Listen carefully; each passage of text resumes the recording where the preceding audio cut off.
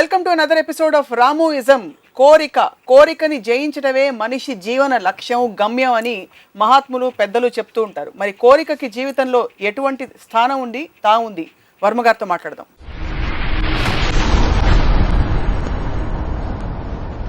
రామ్ గోపాల్ వర్మ గారు, మోక్షం అనగానే మీకేం గుర్తొస్తుంది?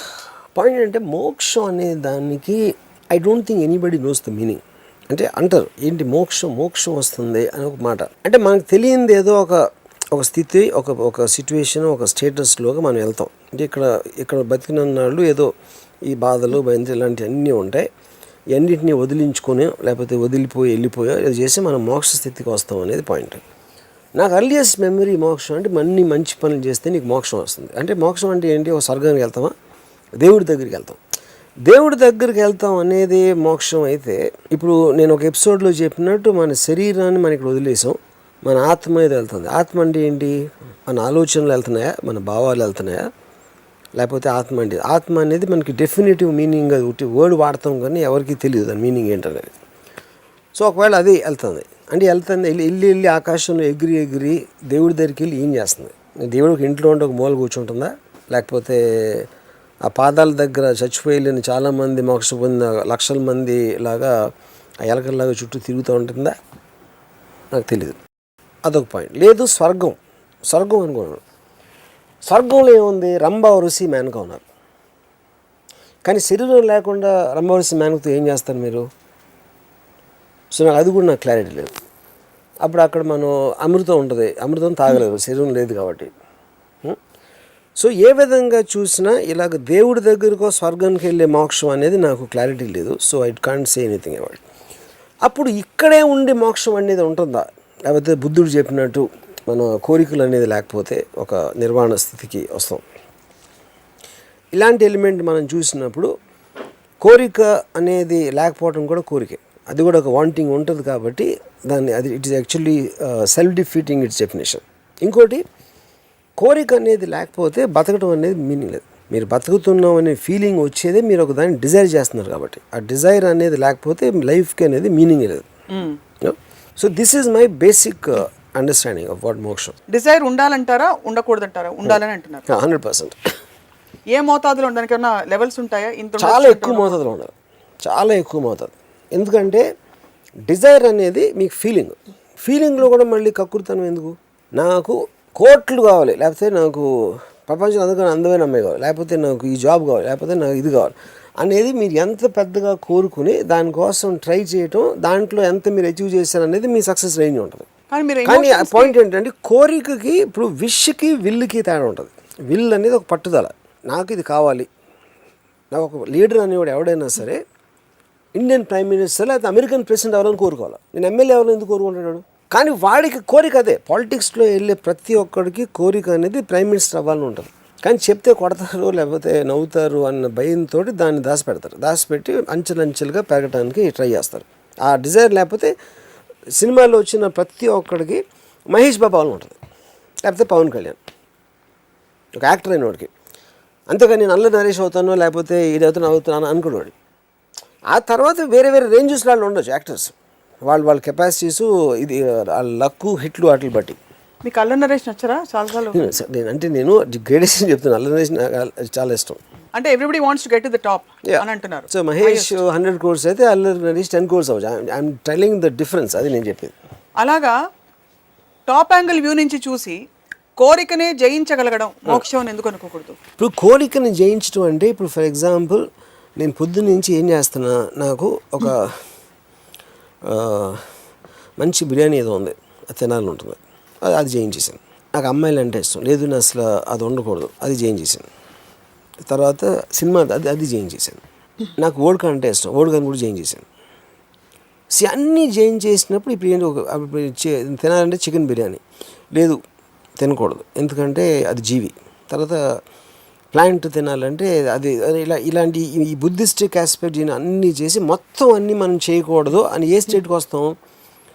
ఏమీ చేయకుండా కూర్చోవాలి. అది డెత్ తోటి సమానం. అంటే కోరికని జయించడం అనేది in other words is to die. ఎందుకంటే ఇంక మీరు బతికేందుకు దండగా కోరికలు లేకపోతే ఊరికి ఊపి పిలుస్తారా ఏంటి? దాని మీనింగ్ ఏంటి? మరి ఆ స్టేట్ని అంతగా ఎంఫసైజ్ చేసి ఒక మనిషి జర్నీలో ఫస్ట్ నుంచి దాన్ని రుద్ది రుద్ది రుద్ది ఎందుకు చెప్తారు?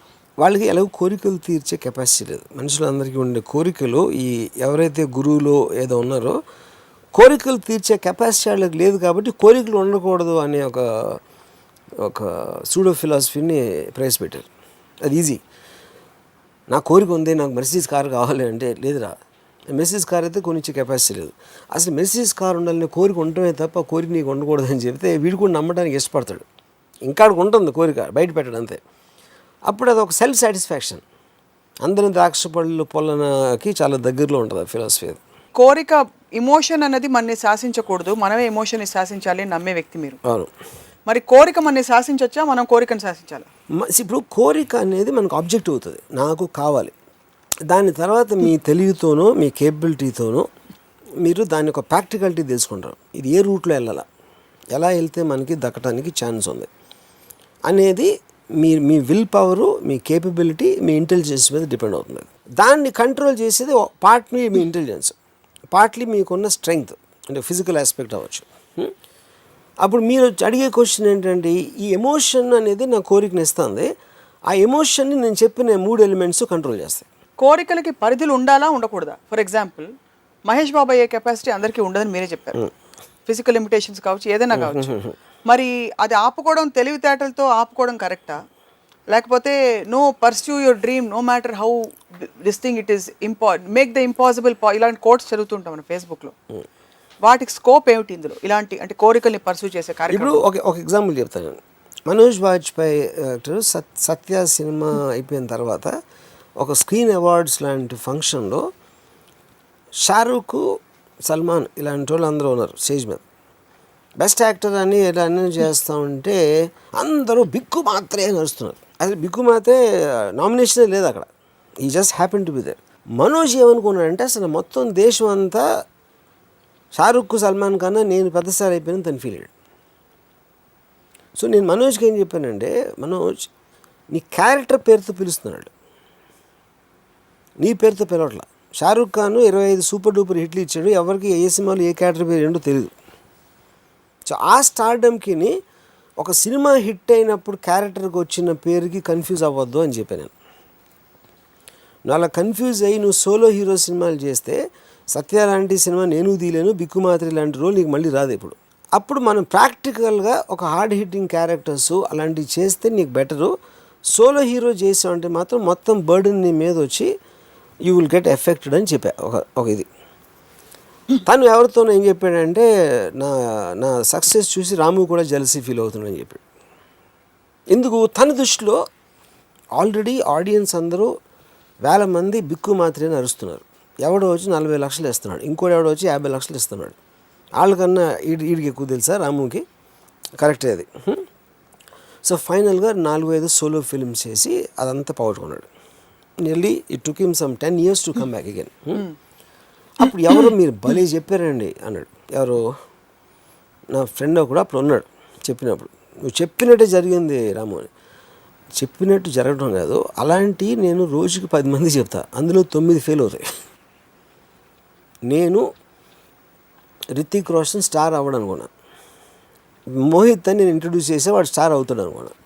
సో నేను ఎవరిని ఒకవేళ సపోజ్ మనోజ్కి చెప్పిన తర్వాత మనోజ్ ఏదో పూలర్ కాంటేలాగా అజయ్ దేవగన్లో ఒక సినిమా వచ్చి ఇంకోటి వచ్చి 2-3 సూపర్ హిట్లు అయిపోయింది అనుకున్నాం ఒక నిమిషం. అజయ్ దేవగన్ కూడా చండాలంగా ఉన్న అనుకునేవారు అందరూ పూలర్ కాంటే ముందు.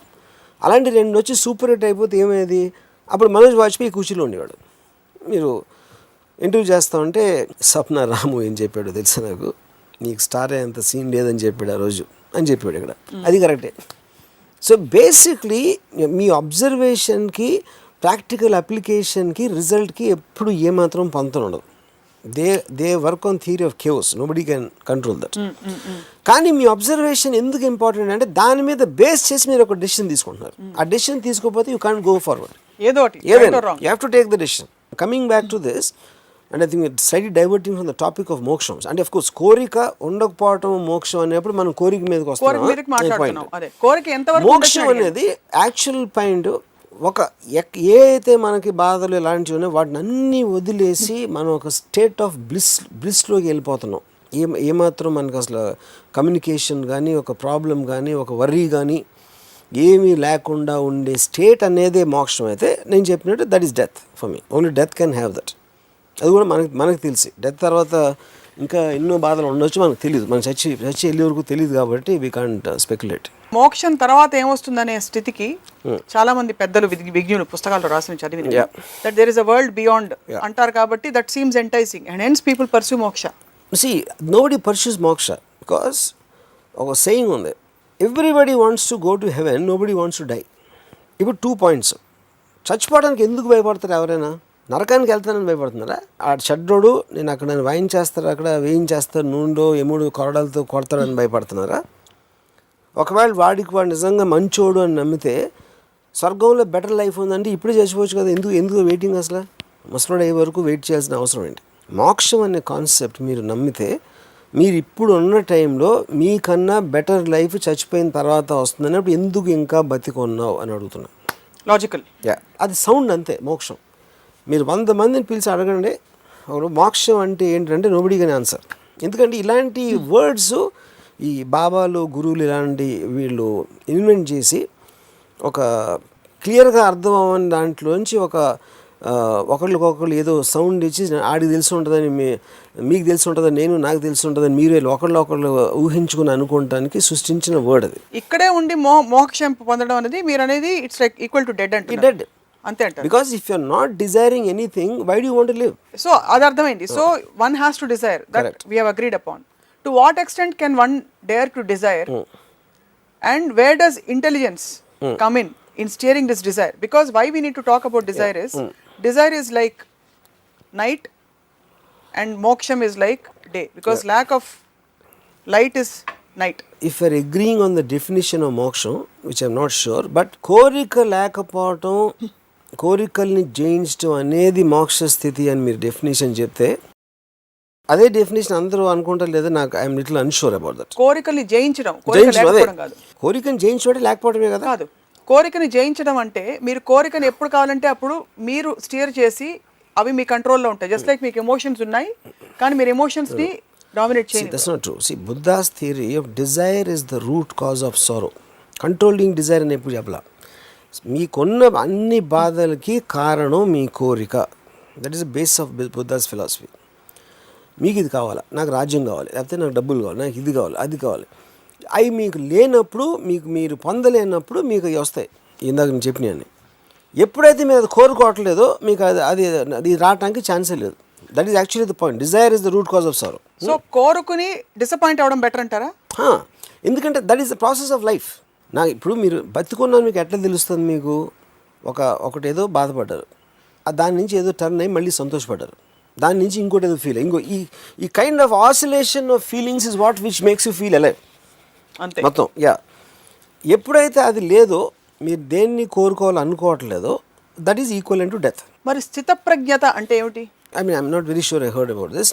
నా పాయింట్ ఏంటంటే whatever it is, okay we come back to కోరిక ఇస్ కనెక్టెడ్ టు మోక్షం. ఇప్పుడు ఒక ఇల్లు ఉంది, ఫ్యామిలీలో ఏమనుకుంటారు? నా పిల్లలు బాగా చదవాలి, డాక్టర్ అయిపోవాలి, ఇంజనీర్ అయిపోవాలి. లేదా మా grand father he wanted me to become an engineer. ఎందుకంటే నేను నాకు సివిల్ ఇంజనీరింగ్ చేస్తే నేను కాంట్రాక్టర్ అవ్వాలని నాకు ఇష్టం. ఎందుకంటే ఆయన కాంట్రాక్టర్ దగ్గర పనిచేసేవారు. కాంట్రాక్టర్లు ఇంజనీర్ కన్నా ఎక్కువ డబ్బులు సంపాదిస్తారు, అందుకని ఇంజనీరింగ్ వచ్చినట్టు కాంట్రాక్ట్ చేస్తే నా మనోడు ఇంకా సంపాదించేస్తాడు ఆయన ఫీలింగ్. అదే ఆయన కోరిక.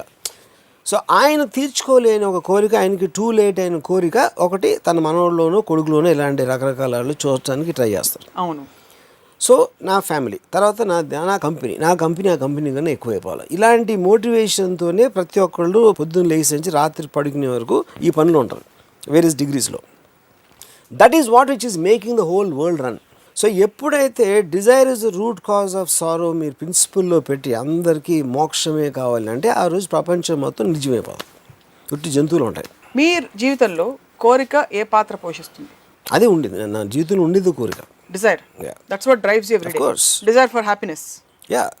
Happiness and me wanting to experience something. I am experiencing life every moment in whichever capacity. So what could be the root cause? Yeah. Desire is the root cause of sorrow andani. Is it that hey you know what you may go on that road will get disappointed, నీకు దొరకదు నువ్వు కావాల్సింది. ఆ disappoint అవ్వకుండా నువ్వు self defence మెకానిజంలో పెట్టుకుని అసలు కోరుకోవడం మానే అదే అయి ఉంటుందా?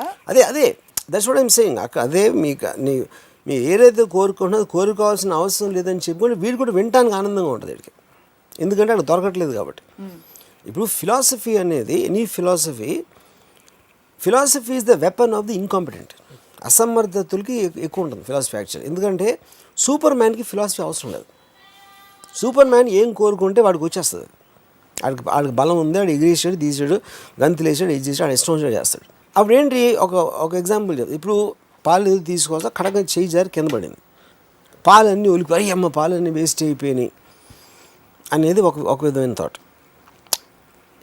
పాల్లో 80% వాటర్ ఉంటుంది, 20% కదా మిల్క్. 80% వాటర్ పోయినంత మాత్రాన నేను బాధపడాలా అని ఒకటే. ఆ పాలు కూడా యాక్చువల్గా మన హెల్త్కి అంత మంచిది కాదు, ఎందుకంటే దాంట్లో ఫ్యాట్ కంటెంట్ ఉంటుంది, దాని బదులు ఏదైతే చేస్తే అది బెటర్ అని. ఇది ఒక ఫిలాసఫర్ ఆలోచిస్తాడు కదా వాళ్ళ డిగ్రీస్లో. కానీ మీరు ఇంకో లీటర్ పాలు కొనడానికి డబ్బులు ఉంటే ఆలోచించాల్సిన అవసరం లేదు. సో పవర్ ఉన్నవాడికి ఫిలాసఫీ అవసరం లేదు. So that is the reason I'm saying కోరికలు పొందగలిగే శక్తి ఉన్నవాడు ఎవరికి బుద్ధుడి ఫిలాసఫీ ఎక్కదు. శక్తి పొందలేని శక్తి అంటే వాళ్ళు ట్రై చేస్తున్నారు, దొరకట్లేదు. గబుక్కుని నాకు ధీరుభాయ్ ముఖేష్ అంబానీ అయ్యే ఛాన్స్ వచ్చినప్పుడు కోరికలు వదిలేయాలి, డబ్బు అని ఉండకూడదు అంటే ఎవడే ఉండవు. వాడికి ఆల్రెడీ చాలా డబ్బులు పోయి ఉండి నాకు సీన్ లేదురా అని అర్థం అవుతున్నప్పుడు ఈ ఫిలాసఫీ బాగా ఎక్కుతుంది. ఫిలాసఫీలు చాలా వరకు డిజైర్ గురించి మాట్లాడుతాను కాబట్టి, ఎంత వెలుగునకు అంతే చీకటి, ఎంత సంపదకు అంత ఆపద అంటారు. కరెక్ట్. అసలు ఎక్కడి నుంచి వస్తుంది దాని ఎన్ని consolation philosophies, I call them consolation philosophies, ఓదార్పు ఫిలాసఫీలు అంటే పెట్టి ఏడవరాని నా భుజం మీద తలపెట్టి ఏడు అనే థాట్ నుంచి వస్తాయని. ఓకే, సో డిజైర్ని సరే ఒక టూల్గా ఎలా వాడుకోవాలి లైఫ్లో? Desire అనేది mechanism. It is a mechanism. Desire is the root cause of progress in life. Desire is the root cause of sorrow and దానికి opposition thing. Because of desire you are doing something. పొద్దున్న మీరు లేచినప్పటి నుంచి రాత్రి వరకు ఏమన్నా చేస్తున్నారంటే కేవలం కోరిక మూలం చేస్తున్నారు. ఆ కోరిక అనేది మీరు ఎంతో పెద్దలు అయిపోవచ్చు, లేకపోతే మంచి టిఫిన్ తిందాం, మనం భోజనం చికెన్ బిర్యానీ తిందాం అనవచ్చు, లేకపోతే మీరు ఎక్కడికో వెళ్ళాలి ఒక సినిమా చూడాలని అవ్వచ్చు, లేకపోతే ఆఫీస్కి వెళ్ళి ఏదో అక్కడ ఏదో anything you want to do that day will come under the heading of కోరిక. And that is what which is running your day, running your month, running your life. మీకు పుస్తకం ఇచ్చి రీడిఫైన్ చేసి ఎక్స్ప్లోర్ చేయమంటే మోక్షం అనే కాన్సెప్ట్కి ఏం రాస్తారు? మోక్షం ఇస్ అబ్సల్యూట్ అంటే వెరీ ఫిజికల్ ఆస్పెక్ట్లో, అంటే ఇందాక 2 డెఫినేషన్ చెప్పాను కాబట్టి ఎక్కడే ఉండే మోక్షం అనేది డెత్. చచ్చిపోయిన తర్వాత వెళ్ళే మోక్షం అనేది the nearest thing for me is to go to స్వర్గం, to go to better state. ఇక్కడికన్నా బెటర్ స్టేట్ దొరుకుతుంది నువ్వు చచ్చిపోయిన తర్వాత, దాన్ని మోక్షం అని అంటే ఆ బెటర్ స్టేట్ నాకు డిఫైన్ చేయాలి.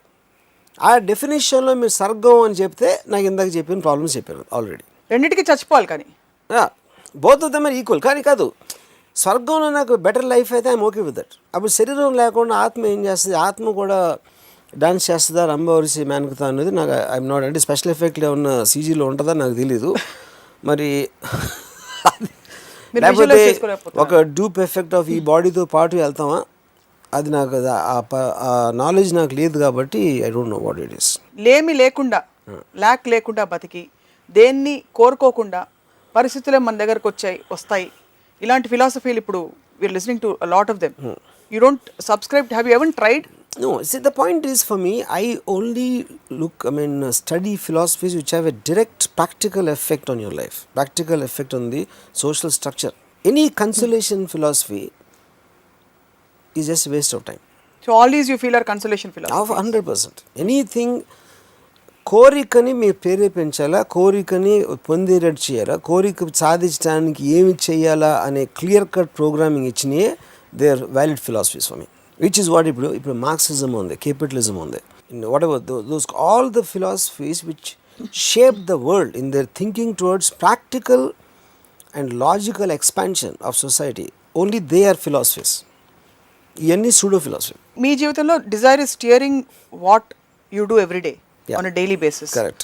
And moksha అనే concept in the existential state you don't give scope for that, where you control your own desires. ఆ desires-కి మీరు కంట్రోల్ కళ్ళెం వేస్తారు. ఉదాహరణకి మీరు ఒక హాలీవుడ్ ఏదో కోరుకున్నారు, ఒక స్టార్ మీతో యాక్ట్ చేయాలని మీకు డిజైర్ ఉంది, ట్రై చేస్తారు, డిసప్పాయింట్ అయిపోయారు. వాళ్ళు ఒప్పుకోలేదు అనుకోండి, అప్పుడు what is your response mechanism or see how do you steer? That is the point. ఇప్పుడు ఏంటంటే అప్పుడు ఒక ఇది ఉంది, life is what happens to you when you're busy making plans about what to do with your life. మీ జీవితాన్ని మీరు ఎలా గడపాలనుకుంటున్నారు అని మీ కోరిక ఏదైతే ఉందో, జీవితం దాని మీద చేసేది యాక్చువల్ జీవితం. ఎందుకంటే డెస్టినీ అనొచ్చు, ఇది అనొచ్చు, మీ లైఫ్ మీ కంట్రోల్లో ఉండదు.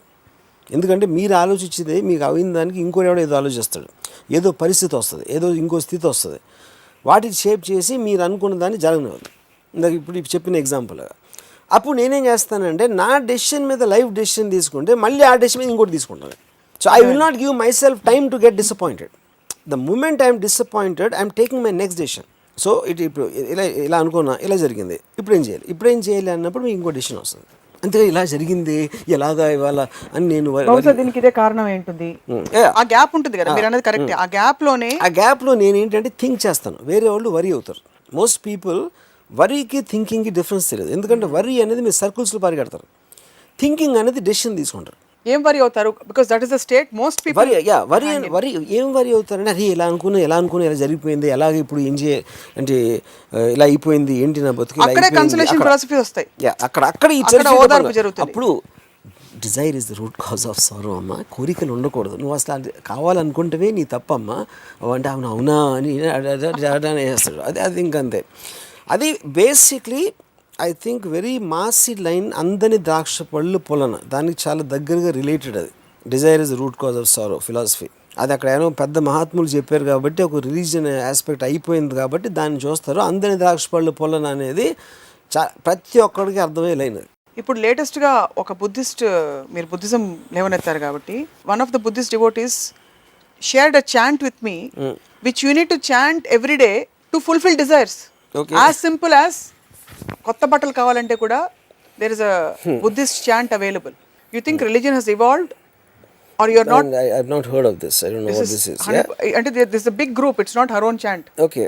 There is one section of Buddhism, you chant for desires, you chant for rich life. So you think the world is evolving that way? And if you're moving towards desires. The point is because I can't comment on this because I'm not aware of it, what exactly.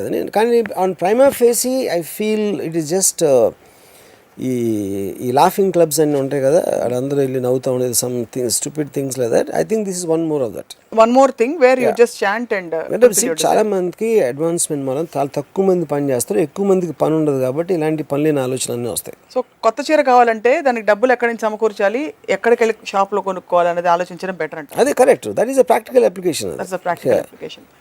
So డిజైర్స్కి కళ్ళెం అసలు ఎక్కడైనా వేయాలా, అసలు వేయకూడదు అంటారు ఎక్కడ Dzire? కోరికకి కళ్ళు వేయటం అంటే you are restricting yourself, you are restricting your thoughts, you are restricting your vision, you are restricting the very advancement of progress.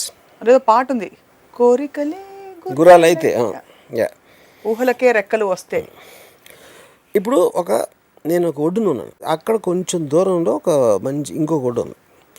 ఈ ఒడ్డు కన్నా ఒడ్డు బెటర్గా ఉంది, అక్కడ ఉన్నది నా కంటితో కనిపిస్తుంది అన్నారు. అప్పుడు నేను నీళ్ళల్లో దూకేస్తే ఈతన్న వస్తుంది, మునగన్ని మునిగి చచ్చిపోతాం, రెండు ఓకే నాకు. కానీ ఒడ్డునే ఉండి నేను ఈదగలుగుతానా, అసలు ఈత ఎలా నేర్చుకోవాలి, మధ్యలో తుఫాను వస్తే ఎలాగా, సొరచాప ఏమన్నా ఉంటే అలాగా, లేకపోతే ఎంత దూరం ఈదగలుగుతాను, బతుకంతా ఒడ్డునే కూర్చుని ఆ ఒడ్డుని చూస్తా చొంగ కార్చుకుంటాం అనేది ఆ బతుకను వేస్ట్. అది నా పాయింట్. అలాగంటే ఇది సొరచాప వస్తే మింగి చచ్చిపోవడం అదొకే. ఎందుకంటే మీరు కోరుకున్నట్టు మీరు బతకలేకపోతే బతికి దండగా వేస్ట్. చాలా బాగుంది. భయాలు కనీసం ప్రాక్టికల్ లెవెల్ భయాలు ఇవన్నీ, నిజంగానే వాడికి ఈత రాకపోవచ్చు. చాలా సార్లు అసలు ఇప్పుడు మునగడం అవసరమా, అప్పుడేంటి మీకు అంత కోరిక లేదు, అది ఇంటెన్సిటీ ఆఫ్ యువర్ డిజైర్. ఏమైనా చేసి నేను అక్కడికి వెళ్ళాలి అని మీకు కోరిక, దాని తీవ్రత బట్టి ఉంటుంది. అక్కడ బాగానే ఉంటుంది, అది చూస్తే చాలే అని కూడా అనుకోవచ్చు. ఇప్పుడు ఒక ఎగ్జాంపుల్ చెప్తాను. నారాయణపేట్ అని ఒక ప్లేస్ ఉంది కర్ణాటక బార్డర్లో. నాకు ఎవరో భలే ఉంటుంది అక్కడ లొకేషన్ అది అని చెప్పారు నాకు. జస్ట్ ఈ కొండలు అది ఇది ఒక సీనిక్ ఆస్పెక్ట్. నేను మా బ్రదర్ కోటిని అడిగి, తను వెళ్ళాడు, నేను వెళ్ళలేదు. ఏదో చాలా బాగుంటుంది అంట కదా నారాయణపేట. ఏముంది రాము, జూబ్లీస్లో ఉంటుంది, రాళ్ళు కొంచెం పెద్దగా ఉంటాయి అన్నాడు. ఇప్పుడు అదేంటి, మీరు ఒక దాన్ని ఆస్వాదించడానికి మీకున్న ఒక ఎమోషన్ ఉండాలా, మీకుగా మీరు ఒక సైకప్ ఆస్పెక్ట్ ఉంటుంది. అంటే ఆల్మోస్ట్ అది ఒక మత్తు లాంటిది అనేది ఏంటి, అది ఎంత నాకు ఇది దొరుకుతుంది అనేది ఒక మీరు ఎంత ఆనందంగా ఆస్వాదిస్తున్నారు అనేది అది మీ కంట్రోల్లో ఉంది. అది either you have it naturally or you trying to psych up. నేను సినిమాలు చూసే రోజుల్లో before I became a film maker, నాకు ఆల్మోస్ట్ థియేటర్లోకి వెళ్తే ఒక ఆర్గాస్మిక్ ప్లెజర్ వచ్చింది. ఎందుకంటే I love cinema so much. అంటే ఏదో ఒక రసగుల్లా తినబోతున్నాను అంటే, ఒక ఆకలితో ఉన్నప్పుడు ఒక చిన్నపిల్లడు రసగుల్లా తినడానికి నోరు ఊరిపోతూ ఉంటుంది. I use to feel like that when ice going to watch a film. ఇంకోటి ఎవడో నిద్రపోతూ ఉంటాడు థియేటర్లో, ఇంకోటి ఎవడో మాట్లాడితే బయటకు వెళ్ళి సిగరెట్ తాగుతాడు. అంటే ఆడికి సినిమా కన్నా ఆడి సిగరెట్ తాగాలనే కోరిక it is over riding him. So అలాగే ప్రతి ఒక్కడికి వేరే కోరిక ఉంటుంది, దాని డిగ్రీస్ వేరు ఉంటాయి, దాని ఇంటెన్సిటీ వేరుగా ఉంటుంది. సో మా బ్రదర్కి ఇంట్రెస్ట్ లేదు, నా బ్రదర్కి ఏది ఇలాంటి లొకేషన్ చూడటం అనేది, ఇంకొకరికి ఉండొచ్చు.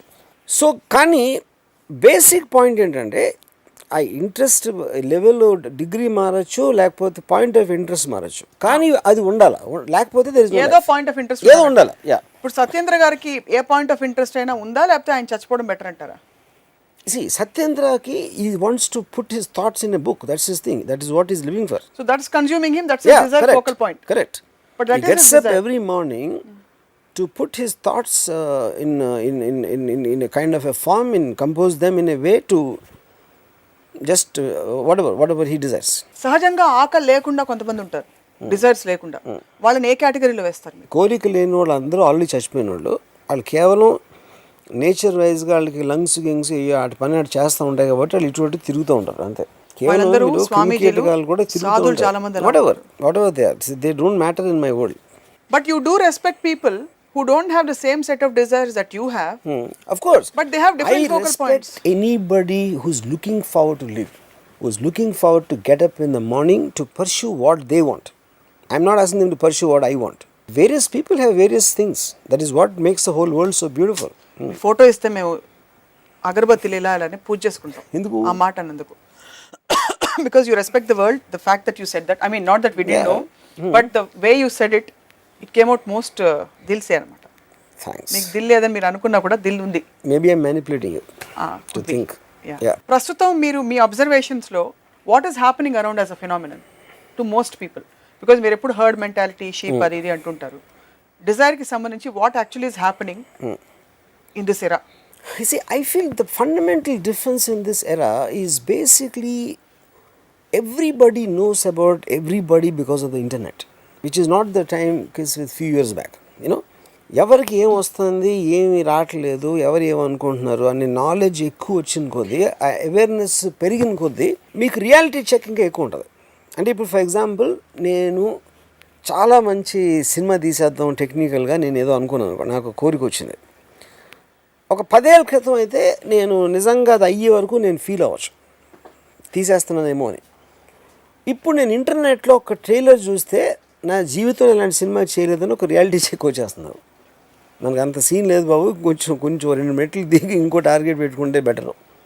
అది బ్రూస్లీ లాగా మార్షల్ ఆర్టిస్ట్ అయిపోదామని నేను, బ్రూస్లీ కూడా అసలు ఏమీ లేదంట, తనే వెళ్ళి నేర్చుకున్నాడంట, అంటే నేను ఎందుకు అవ్వకూడదు బ్రూస్లీ లాగా అని వెళ్ళి నేను ప్రాక్టీస్ చేస్తున్నప్పుడు నా మోకాల మీద ఒక దెబ్బ తగిలి ఒక 2 వారాలు బెడ్ మీద ఉన్నాక బ్రూస్లీ అంత సీన్ లేదు అని ఆపేస్తాను.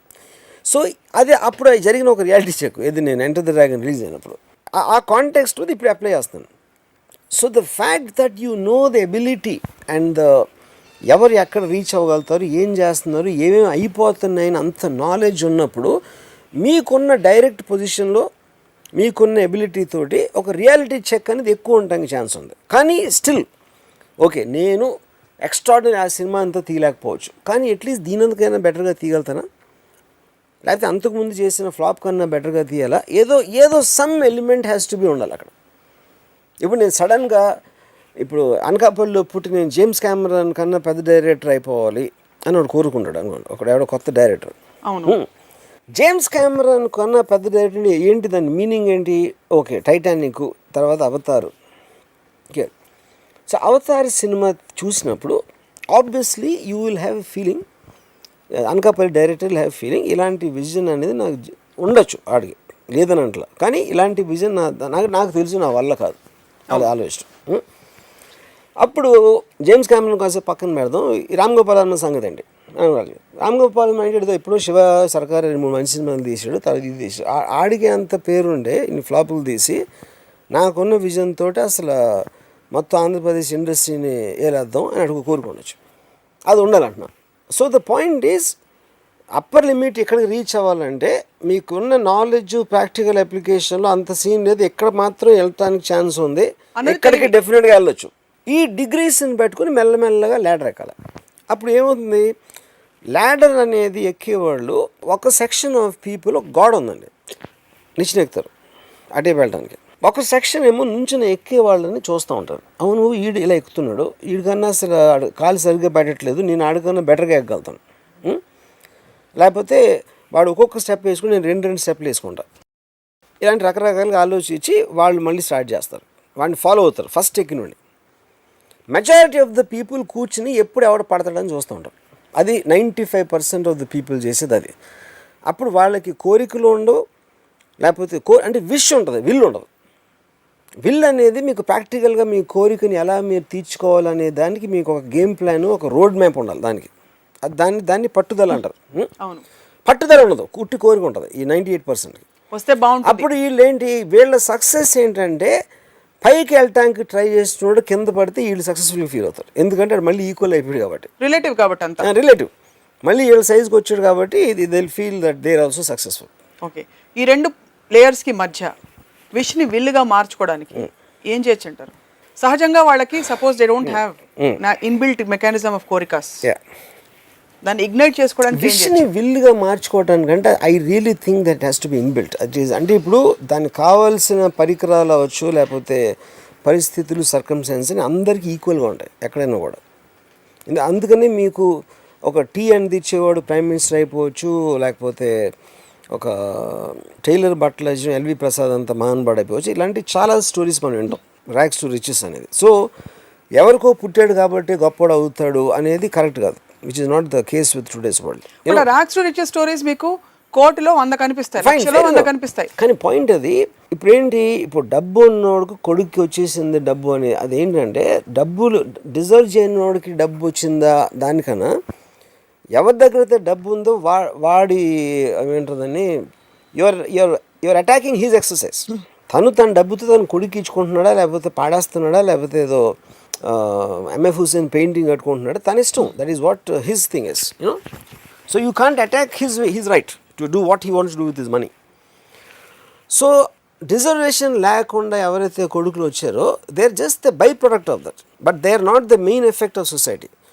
దాని తర్వాత ఇప్పుడు మీరు ఎందుకు పూర్ రిచ్ ఉండాలంటే దట్స్ $1 million క్వశ్చన్. అది ఆల్రెడీ కమ్యూనిజం వచ్చి ఇది మేజర్ కంట్రీస్లో ఫెయిల్ అయిన తర్వాత ఏది పర్ఫెక్ట్ సిస్టమ్ ఉండదో ఈ పర్టిక్యులర్ సిస్టమ్ ఎంతవరకు రావడానికి కేపిటలిజం బెస్ట్గా పనిచేసిందని the whole world is moving towards it.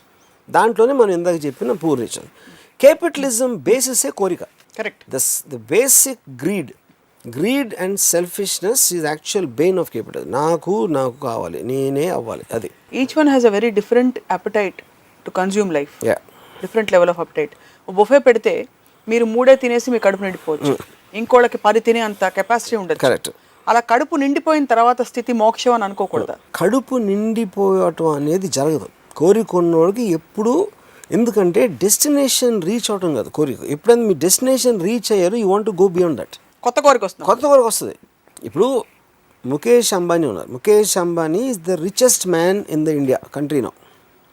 Mukesh Ambani కన్నా ఎక్కువ కష్టపడే మనిషి ఉండడు ఇండియాలో. అది ఎవరికి తెలియదు. అది ఈ will work from 6:30 in the morning to maybe 12:30 in the night because he can't afford not to work, because తన ఆర్గనైజేషను, తన విజన్ ప్లాను జరుగుతున్నాయి అన్నీ చేయడానికి.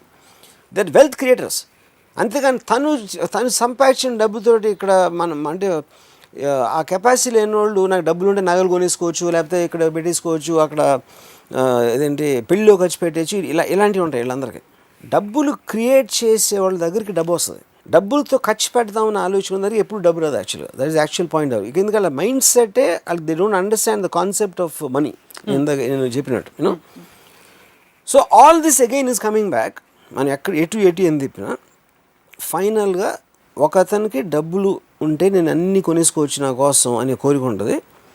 ముఖేష్ అంబానీ లాంటి ఆయనకి 10,000 కోట్లు ఉంటే ఇంకో ఫ్యాక్టరీ పెట్టి ఇంత ఈ ప్రోడక్ట్ తయారు చేయొచ్చు అనే కోరిక ఉంటుంది యూనో. సో అప్పుడు ఆ కోరికని ఇప్పుడు ఇంకోటి ఏంటి, ప్రాక్టికల్ అప్లికేషన్ ఏంటి కోరికకి? కోరిక అనేది మీ మనసులో వస్తుంది ఒక ఫీలింగ్. ఒక అమ్మాయి రోడ్డు మీద నడుస్తుంది, అమ్మాయిని అందరం చూసి నాకు సడన్గా ముద్దు పెట్టుకోవాలని అనిపించింది, అది నా కోరిక. ముద్దు పెట్టుకోవాలనే కోరిక వచ్చింది నాకు. నేను వెళ్ళి చేస్తే నన్ను చెంప మీద కొడుతుంది, అది ప్రాక్టికల్ ఆస్పెక్ట్. ఇంకోటి పక్కన వాళ్ళందరూ ఏంట్రా నన్ను కొడతారు.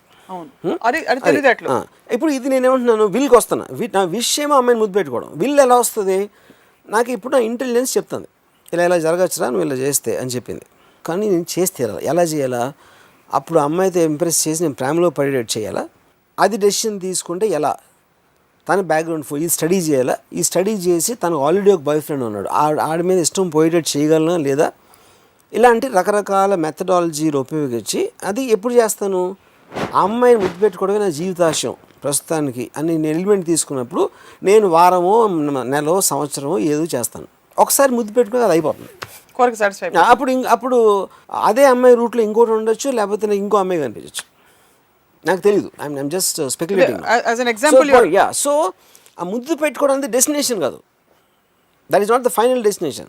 ఈ డెస్టినేషన్ ఎప్పుడు ఈ పర్టికులర్ మూమెంట్లో మీరు తీసుకున్న దానికి. సో కోరికలు కాన్స్టెంట్ గా పుడుతూ ఉంటాయి. కరెక్ట్. కోరిక పుట్టిన తర్వాత విల్లు, రోడ్ మ్యాప్, దానికున్న practical problems, plan A, plan B, plan C, ఏదేది ఫెయిల్ అవడానికి ఛాన్స్ ఉంది, ఫెయిల్ అయితే మన పరిస్థితి ఏంటి, ఇవన్నీ ఆలోచించి యూ షుడ్ స్టార్ట్ వాకింగ్. ఎప్పుడైనా మీరు అదర్ సైడ్ ఎక్స్పీరియన్స్ చేశారా? అసలు ఏ డిజైర్ లేని స్థితిని నేనా? వాళ్ళు ఏ స్థితిలో ఉన్నారో, వెదర్ దే స్టేట్ ఇప్పుడు కోరిక లేనితో మాట్లాడటం మీనింగ్ లేదు కదా. అంటే దే జస్ట్ ఫెయిల్యూర్స్ మీకు మాత్రం కదా. This you are limiting your, I mean, obviously, everything is limited. Whatever we are talking in ramuism is only limited to me. Correct. Obvious, that is obvious. I'm just wondering, as a thought, what do you say about all these people who are living in a state of desirelessness, but they are very much... They're like amoeba, hydra, ఇలాంటి వైరస్లు ఉంటాయి కదా. There like exactly లక్షలాది క్రిమికీటకాలు ఉంటాయి అలాగా. Why are you laughing? When you said hydra. Yeah, amoeba. చిన్నప్పుడు చదువుకున్నా గుర్తొచ్చింది. నాకు ఇప్పుడు గుర్తొచ్చింది. Parasites there. Yeah.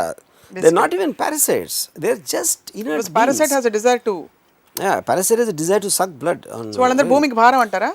భూమికి ఏం భారం కదా, భూమిలో ఇసుక రేణువులు అంటాడు.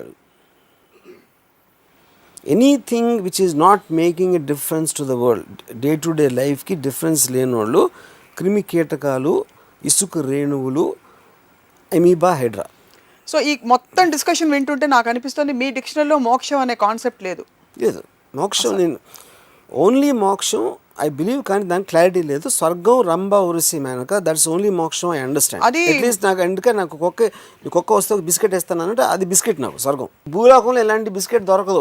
నేను కుక్కనండి ఇప్పుడు భూలోకంలో, నేను ఇక్కడ బిస్కెట్ తింటున్నా అది తింటున్నా. స్వర్గంలో భలే బిస్కెట్ వస్తుంది తెలుసా నువ్వు చచ్చిపోయిన తర్వాత అని చెప్తే, ఆ బిస్కెట్ అనేది టేస్టీ, దీనికన్నా చాలా టేస్టీ అని చెప్పారు కాబట్టి నాకు అట్లీస్ట్ ఒక బెంచ్ మార్క్ ఉంది ఒక ఇది చేసుకోవడానికి. బట్ సపోజ్ అందుకని నాకు స్వర్గం అనే మోక్షం ఒక్కటి నాకు అట్లీస్ట్ అండర్స్టాండ్ ద కాన్సెప్ట్. కానీ ఆత్మ వెళ్తుందా, మీ ఆలోచన వెళ్తుందా, ఏం వెళ్తుందా అనేది నాకు క్లారిటీ లేదు. రాము గారు, this is a very interesting anecdote and sorry example మీరు ఇస్తున్నది. ఇప్పుడు ఇవాళ ట్రావెల్ చేస్తే మీకు ఎకానమీ క్లాసు, ఇక్కడ ఎకానమీ క్లాసు ఈ డ్రింక్స్ తోటి లిమిటెడ్ డ్రింక్స్తో సరిపెట్టుకోవాలి. ఒకరోజు మీరు ఆగి ఇవాళ మీ ట్రావెల్ని ఫోర్గో చేస్తే రేపు ఎగ్జిక్యూటివ్ క్లాస్లో పంపిస్తాను గ్యారంటీ ఇస్తే మీరు ఇవాళ ఫోర్గో అవుతారా? ఇక్కడ 2 పాయింట్స్. ఒకటి స్వర్గం నాకు అర్థమైంది. అప్పుడు ఏంటి మీరు ఏమంటున్నారు, మోక్షం ఎవరికి వస్తుంది అంటే ఆ కాన్సెప్ట్, బికాజ్ ఫండమెంటల్ ఒక డిఫరెన్స్ ఉంది రెండు మోక్షాల్లో. I want to clarify once again. మీరు ఇక్కడ చాలా మంచిగా ఉండి దేవుడు చెప్పినట్టు మంచి పనులే చేసి మంచి చేస్తే మీకు మోక్షం వచ్చి స్వర్గానికి వెళ్తారనేది ఒక కాన్సెప్ట్. మీరు ఎక్కడే ఉండి ఇంకా బతుకుతానే కోరికలన్నీ చంపేసుకుని కోరికల్ని జయించగలిగితే ఇప్పుడే మీరు మోక్షం వచ్చేసింది అనేది ఇదో concept. So they completely different things. So మీరు చెప్పే ఎకనామిక్ క్లాస్ది అది ఎగ్జాంపుల్. ఇప్పుడు దీనికన్నా నీకు బెటర్ లైఫ్ ఎప్పుడు వస్తుంది, నువ్వు ఇలాంటివన్నీ చేస్తే వస్తుంది. That is the point, that is to control. నేనేం చేస్తున్నాను, నేను చిన్నప్పుడే చాలా తెలివితనంతో నేను అవి చదివాను. అందులో ఏం చెప్పారు, నువ్వు ఎన్ని తప్పులు ఎన్ని పాపాలు చేసినా చచ్చిపోయే ముందు నారాయణ అంటే మళ్ళీ స్వర్గానికి వెళ్ళిపోతామని చెప్పారు. అది ఎందుకు పెట్టారు వాళ్ళు? దానికి రీజన్ ఏంటంటే పొరపాటు తప్పు అందరూ చేస్తారు తప్పు, ఆల్రెడీ చేశాను కదా ఎలాగో నరకానికి కదా వెళ్ళేదని కంటిన్యూ చేయొచ్చు. అప్పుడు నేనేమంటున్నానంటే నేను రేపు అన్నారు కదా, రేపు ఈజ్ ఇంపార్టెంట్ పాయింట్. రేపు వెళ్ళకుండా ఎల్లుండి వెళ్తే ఎగ్జిక్యూటివ్ క్లాస్ వెళ్తారు అనేటప్పుడు నేను దాన్ని క్యాన్సిల్ చేయడం అనేది ఎవరు చెప్పారు, వాడికి ఉన్న కంట్రోల్ ఏంటి, వాడికి ఉన్న అథారిటీ ఏంటి, వాడు ఏ ఉద్దేశంతో చేస్తున్నాడు, ఇవన్నీ ఆలోచించకుండా నేను ఆ డెసిషన్ నేను తీసుకోను. ఓకే, అబ్సల్యూట్ డెసిషన్ ఉండదు అక్కడ. ఎందుకంటే నేను I want to live every second of my life with the same intensity as the previous second. Okay. I will not sacrifice any future second for what will happen after that. That is clear. That's what I wanted to gauge. Will you sacrifice for a better gain something today? No. So the whole premise of what we see in religion. నేను నిద్రపోతున్నప్పుడు కూడా నాకు కంటిన్యూస్గా కళ్ళు వస్తూ ఉంటాయి. So నేను technically I don't die even for 1 second. You are existing parallelly in various dimensions. Sleep is death for me. Because ఆ టైం కూడా వేస్ట్ చేసుకో. నేను నిద్రపోతున్నప్పుడు if you are not doing anything or thinking anything or feeling any kind of a pleasure, any emotion feel అవ్వకపోతే you're equivalent to death. అందుకని నేను waking అవర్స్లో నేను చేసేది నేను చేస్తాను, నిద్రపోతున్నప్పుడు నేను కంటిన్యూస్గా కలగంటాను. నాకు మీ బ్రెయిన్ మీద జాలేస్తుంది యాక్చువల్లీ, అంత పని చెప్పేస్తున్నారు దానికి. And my brain is much more energetic than yours or anybody I know. No అదే చెప్తున్నాను, పని చేయించి దానికి పాయింట్ ఏంటంటే because brain's only purpose is to work continuously, otherwise brain కూడా డెడ్ అవుతుంది. ఆలోచించడం మానేసిన అందరూ బ్రెయిన్ డెడ్ పీపుల్. వాళ్ళు కోరికలు లేని వాళ్ళు అందరూ బ్రెయిన్ డెడ్. థాట్ లెస్కి థాట్ ఫ్రీకి తేడా ఉంది. అదే but free of thought, desire less desire ఫ్రీకి తేడా ఉంది. అదే అంటున్నాను. ఫస్ట్ ఆఫ్ ఆల్ ఎవరెవరైతే క్లెయిమ్ చేస్తున్నారో మేము థాట్ ఫ్రీ అనేవాళ్ళు, మనకి వాళ్ళు ఏం ఆలోచిస్తున్నారో ఎవరికి తెలియదు. వాళ్ళకి ఆలోచించే కెపాసిటీ లేదు, లేదా లేకపోతే కెపాసిటీ ఉండి ఆలోచించడం మానేసారా. ఆలోచించడం మానేసినప్పుడు థాట్ ఫ్రీ అనేది అసలు it is a scientific impossibility. Thought free ఎలా ఉంటుంది అసలు, అది how is it possible? They just say it. మీరు కొంతమంది ఏమో ఆ బట్టలు వేసుకుని గడ్డం పెంచేసి చేస్తారు, ఇంకా వేరే వాళ్ళు తిరుగుతూ ఉంటారు పిచ్చి బట్టలు వేసుకుని, వాళ్ళకి వీళ్ళకి ఏమీ తేడా ఉండదు, కేవలం డ్రెస్సింగ్లో డిఫరెన్స్ ఉంటుంది అంతే. థాట్ ఫ్రీ అనేది అసలు it is a scientific impossible. So you don't agree with that at all? Desire free, is it scientific as we conclude? So desire free also is the same thing. Desire free also, desire is linked to a thought. Hence they are all dead people or a zombie. Yeah. If they truly are doing that, if they truly are managing to free them of thoughts and desires, they are dead people. అప్పుడు రాళ్ళు రప్పలు అన్నీ అలాగే ఉంటాయి. తెలియంది ఏంటంటే రాళ్ళు కూడా థాట్ ఫ్రీ. రాళ్ళు ఏంటంటే కొన్ని జనరేషన్స్ థౌజండ్స్ ఆఫ్ ఇయర్స్ బ్యాకే వాళ్ళు బుద్ధుడి ఫిలాసఫీ అర్థమయ్యి డిజైర్ అన్నీ తీసేసాయి, అందుకనే రాళ్ళు అయిపోయాయి. ఇప్పుడు మీరు అనే మనుషులు కూడా ఇంకొక 200-300 ఏళ్ళు అయ్యాక రాళ్ళు అయిపోతారు. ఎవరైనా ఒక మంచి మహాత్ముడి ముందు మిమ్మల్ని కూర్చోపెట్టి ఎలా కన్విన్స్ చేయాలని ఆలోచిస్తున్నారు. But anyway we get your point. Desire free అనే concept for human existence for life is irrelevant, non existent, impossible. అంటే డిజైర్ లేకపోతే బతకడం, కోరిక లేకపోతే బతకటం దండగా, భూమికి భారం, భూమిలో కలిసిపోతారు. సో వర్మ గారు ఈరోజు మా కళ్ళు తెరిపించారు, మా కోరికలు పుట్టించారు, కోరికల్ని పెంచితే బెటర్. లేని వాళ్ళకి బహుశా పుట్టించుంటారు. You making people feel safe in desiring today. Yes. Thank you very much. Not safe, I would say they should take a tremendous కోరిక, tremendous pleasure తీసుకోవాలి కోరిక అనేది ఉండటంలో.